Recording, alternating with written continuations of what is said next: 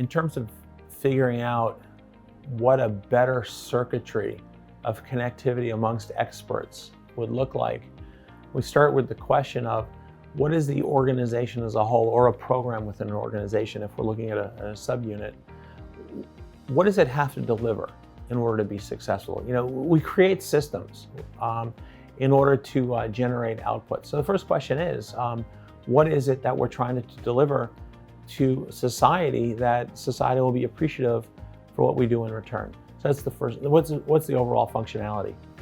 Then we ask the question, what are the individual component functions that have to be performed in order to achieve that good outcome?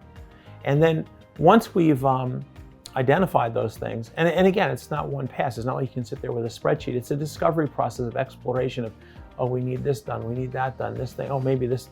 Then you start figuring out that there are dependencies amongst these different tasks that have to be done. And when we start discovering the different dependencies, then we can start figuring out a natural sequencing of work. And we figure out a natural sequencing of work and an assignment of responsibility that creates the opportunity to discover circuitry. You start thinking about what circuitry is. Circuitry is connectivity. And what we find in most organizations, they give a huge amount of attention to roles because everyone wants a fancy title.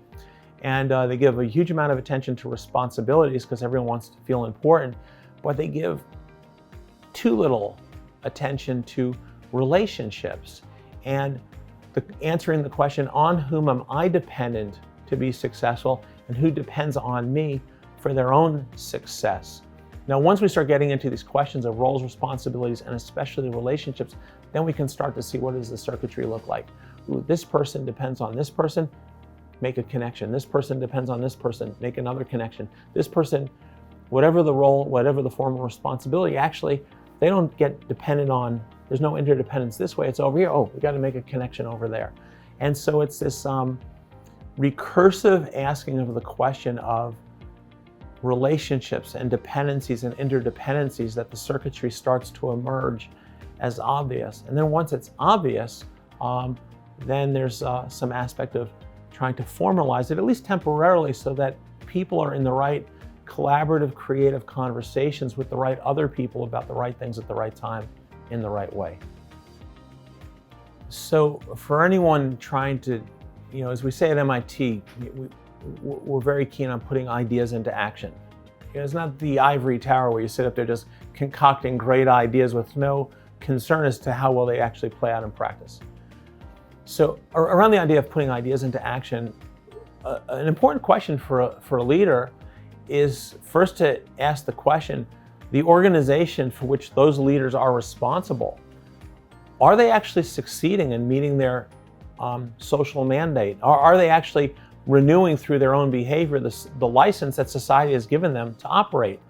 And when leaders start asking that question in a self-reflective, honest, self-critical way, very often they realize that they're not fully earning the license that's been granted to them by society to do the things that are expected of them. So that's the first. Is there a gap between where we really need to be in order to meet the needs of the portions of society that depend on us, and where are we today?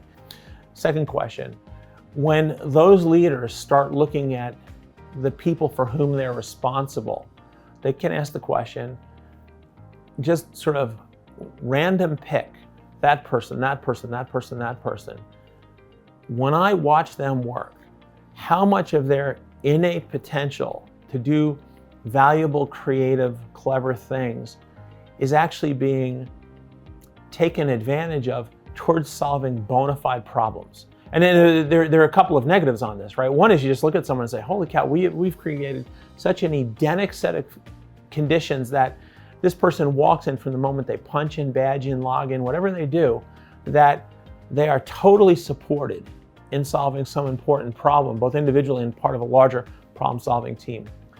But that's typically not the case. So one failure mode is that people are being creative, they are solving problems, they're trying to discover and explore and do all those wonderful things, but too much is trying to figure out the context in which they're operating in order to then do something that's actually useful.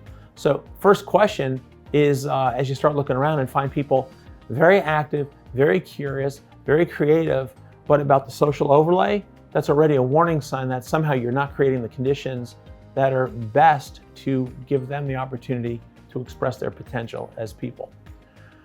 There's a second failure mode. And the second failure mode is you look at people and you realize that they're idle. And why are they idle? Because they're waiting for you or some other authority to give direction in terms of a policy, a procedure, a process, et cetera, and you realize that if they're waiting on you to deliver the answer to a problem or even the definition of a problem, what you've basically done is discounted the ability of them, their brains, their creativity to contribute to this exploratory discovery process that is the essence of any organizational undertaking. And so any leader or any leaders who do that self-assessment and realize that either people are spending too much creative resource figuring out where they fit in, or they've just been silenced. And it's almost like you just flip their intellects off until you turn it back on and ask them just to repeat and replay.